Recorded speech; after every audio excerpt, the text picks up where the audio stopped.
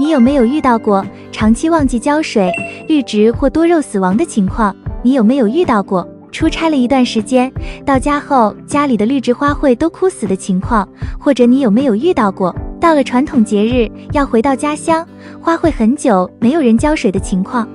很多养花的小伙伴都有一个烦恼，自从家里养了花花草草以后，就跟养了个孩子一样，要时时照看，免得一不留神花草们就出事了，更加不敢出门旅行，怕自己出门后花草们没有人照看浇水，怕干死。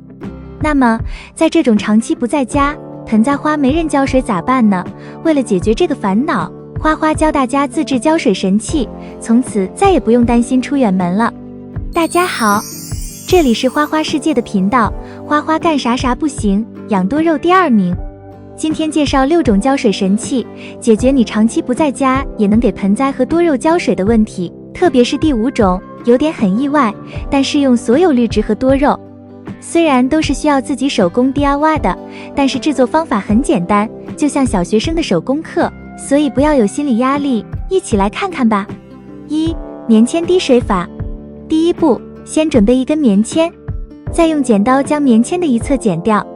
第二步，我们准备一个塑料瓶，并且装满水，再拧下塑料瓶的瓶盖，用工具将瓶盖戳一个小洞，再将刚才剪好的棉签戳进塑料瓶盖的小孔内，并且将它拧回塑料瓶上就可以了。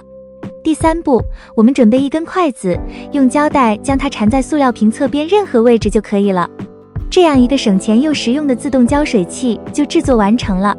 当我们出远门时，将这个自制的浇水器插进盆栽土壤里就可以了。这样塑料瓶内的水就会通过瓶盖上面的棉签流出，而且滴的速度比较慢，刚好可以充当自动浇水器，再也不用担心花草没人浇水了。如果是室外养护的话，可以不用筷子，直接把塑料瓶吊在盆栽上方也可以。2. 绳子传水法。用绳子传水给花盆，原理就是通过绳子往上吸水。绳子传水法很方便，只要家里有洗脸盆或塑料桶之类的，能盛水都行，可以把空盆或空桶装满水，用个长棉绳子，一边放进水里，另一头放到花盆里，最好是装水的器具放高处，盆栽花放底处，棉绳吸水会传到花盆里。这种方法虽然粗糙，但是很简单，很实用。当然，绳子可以用鞋带代替，洗脸盆或者塑料桶等也可以用其他装水的容器代替，比如大的塑料瓶、洗洁精的瓶子或者油漆桶等等都可以。3. 浅埋密封袋法。同样是塑料瓶，瓶盖上面戳小孔，插在花盆里，水会从小孔里慢慢流出。这个方法看似没有问题，但要考虑水流速度，如果小孔太大，则会马上流光，导致植物烂根，所以瓶盖上的小孔一定要控制好，比如牙签大小的孔2到3个，花花比较推荐。当然也要考虑花盆的大小，如果小多肉的花盆，那么一个小孔就够了。同理，不用塑料瓶的话，还可以用塑料密封袋装水，用针戳2个孔放花盆里，孔非常小，可以使用好久才能流完。需要注意的是，塑料袋的孔偏低会被土壤盖住，偏高会出现明明有水，但是流不出来的情况，所以我建议塑料袋下面放一个平整的东西垫一下。4.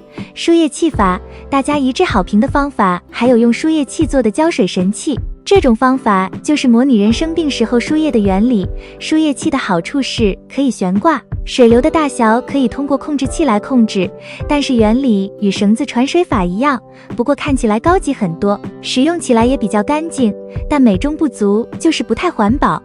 需要注意一点，输液器法使用的时候，花盆这端的软管最好不要直接插入土中，高于花盆3厘米，让水滴下去效果最好。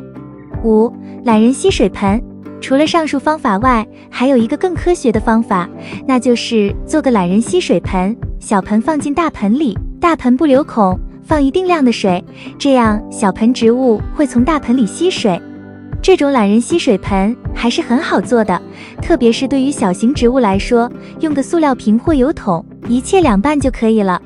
小的花盆很容易找到合适的塑料瓶底做水库，如果是大花盆就费劲了，只要能找到能刚好放下这个盆，深度比较深的才行。还有一个关键就是内盆的盆底最好放上鞋带或布条，这些材质可以吸水，大盆里的水就是通过这种吸水芯传到小盆里的，这样植物才能喝到水哦。